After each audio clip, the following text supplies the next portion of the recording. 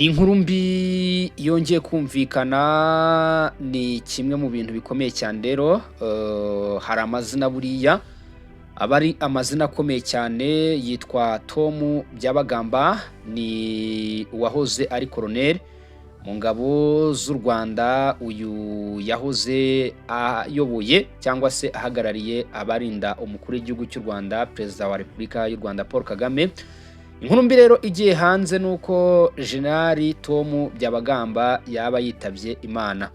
Reka twinjire rero mu nkuru yose tumenye byinshi cyane ku bivugwa kuri Tom Byabagamba. Ni amakuru mashya, ni byinshi cyane bikomeje kugenda rero bimuvugwaho. Murabizi ko twabyemeye kandi ko tugomba kujya tubana. Iyi ni Shema Anartique, bakuru mashya cyane kabisa, akomeza kugenda tugeraho byinshi cyane tugiye kurebera hamwe, tukabirambura mu buryo burambuye cyane. Tom Byabagamba rero mu by'ukuri ni umwe mu basirikare bakomeye cyane kandi bakurikiranwagaho ibyaha bikomeye. Imyaka 12 rero afungiye muri gereza ya gisirikare.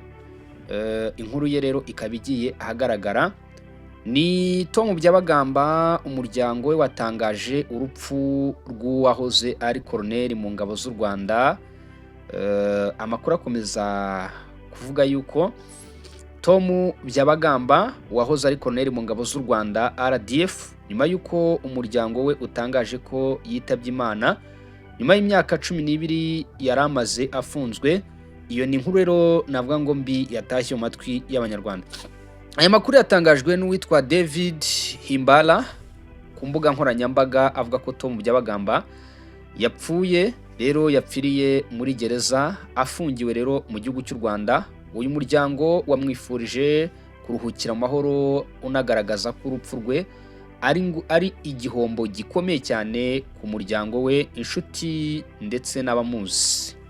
Tom Byabagamba yari umusirikare mukuru w'u Rwanda, akaba yarabaye mu nzego za gisirikare mu gihugu cy'u Rwanda. Mbere y'uko rero afungwa, umuryango we umwibukiraho byinshi cyane nk'umuntu wamaze imyaka myinshi akorera igihugu ndetse wari ufite ubunararibonye mu kazi ka gisirikare. Urupfu rwe rero rwatangajwe mu gihe amateka ye akomeje kuba ajyanye n'ibibazo bikomeye cyane byigeze kuvugwa mu rwego rwa politike n'umutekano. Biza kuvugwa yuko Byabagamba Tom yaje gufungwa azira kwangisha abaturage ubuyobozi buri ku butegetsi. Yaramaze imyaka 12 afunze. Byabagamba rero wari umaze imyaka 12 afunze. Igihe yamaze rero muri gereza, cyangwa se igihe amaze muri gereza, ni igihe gikomeye cyane cy'amateka y'ubuzima bwe, cyane cyane ku muryango we wakomeje kumukurikirana no kumushyigikira. Kugeza ubu rero amakuru yatangajwe n'umuryango we niyo ari kuvugwa cyane ku rupfu rwe, ariko impamvu nyayo y'urupfu, igihe nyirizina rwabereye n'ibindi bisobanuro birambuye ku buzima bwe mu minsi yatambutse ntago uyu muryango wigeze ubivuga.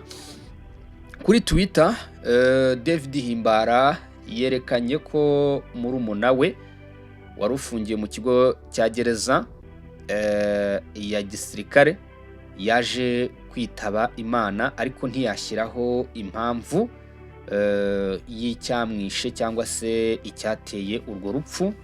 We icyo yamenyesheje Abanyarwanda nuko murumuna we Tom Byabagamba yaje gupfa. Umuryango we watangaje agahinda gakomeye. Mu butumwa bwatangajwe rero n'umuryango wa Tom Byabagamba hagaragayemo agahinda gakomeye cyane nyuma yo kubura umuvandimwe wabo.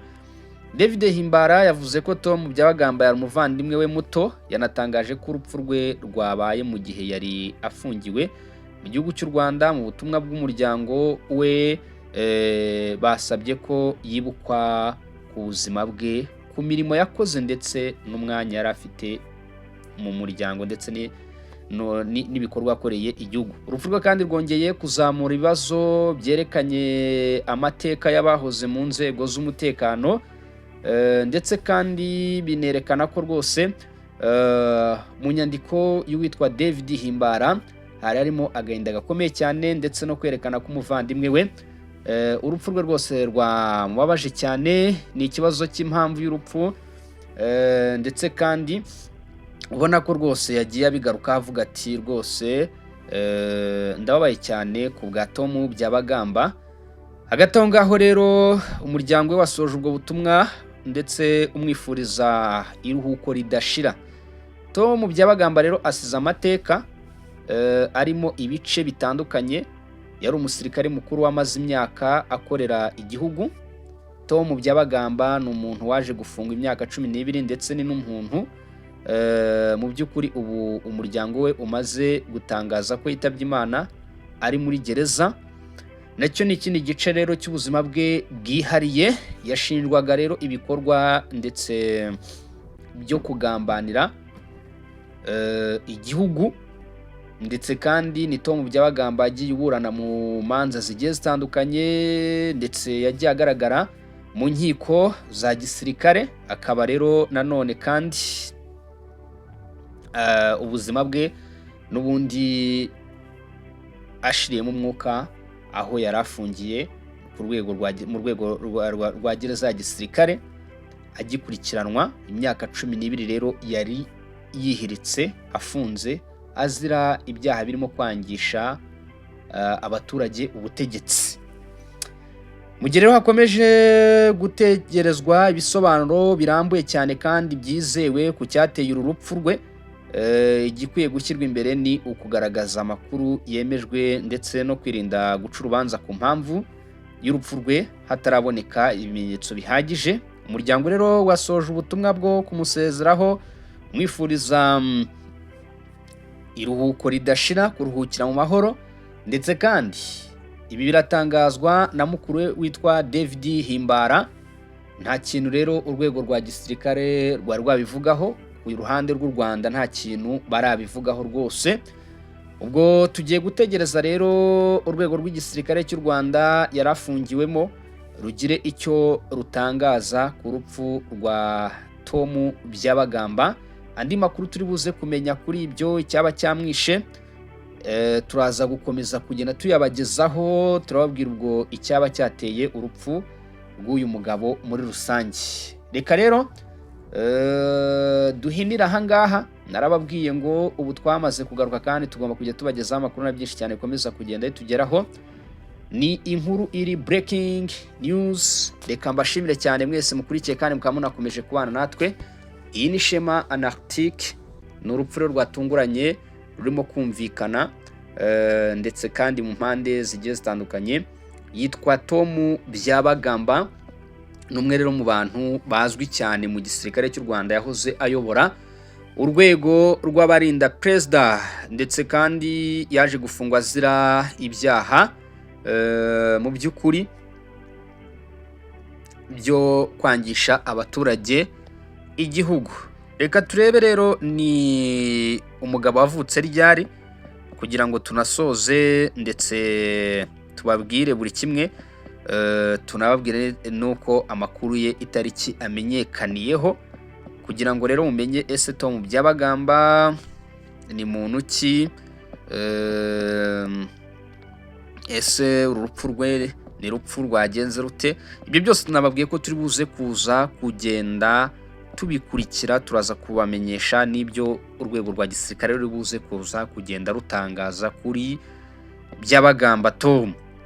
Turaza kugenda rwose tubibamenyesha ibyo urwego rwa gisirikare ruri buze kuza gutangaza. Tom Byabagamba rero amateka aragaragaza ko yavutse mu mwaka w'1967 nibwo rwose uyu mugabo yavutse, ariko inkuru y'urupfu rwe imenyekanye uyu munsi tariki 25 z'ukwezi kwa munani 2026. Yafashwe mu mwaka wa 2014, nyuma aza gukatirwa igifungo. Amakuru y'igihano cye yagiye ahindagurika bitewe n'imanza z'ubujurire. Muri make Tom Byabagamba rero yavutse muri uyu mwaka, ariko avukira nyirizina mu by'ukuri ahantu ntago bigize bagaragaza agace yavukiyemo, ariko yavutse mu mwaka w'1967.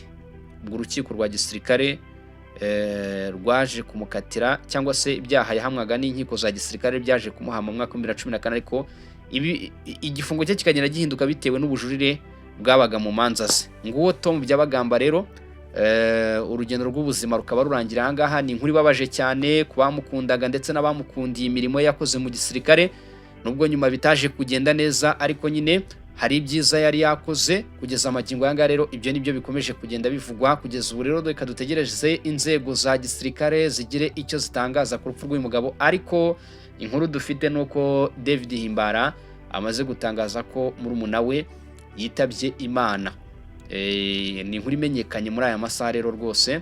Reka mbashimire cyane kandi mbifurize kugubwa neza, Imana ikomeze kubarinda bagire neza mu bice bitandukanye muherereyemo. Ngahe nguko ibya Tom Byabagamba ni gutyo byifashe, ni gutyo bimeze.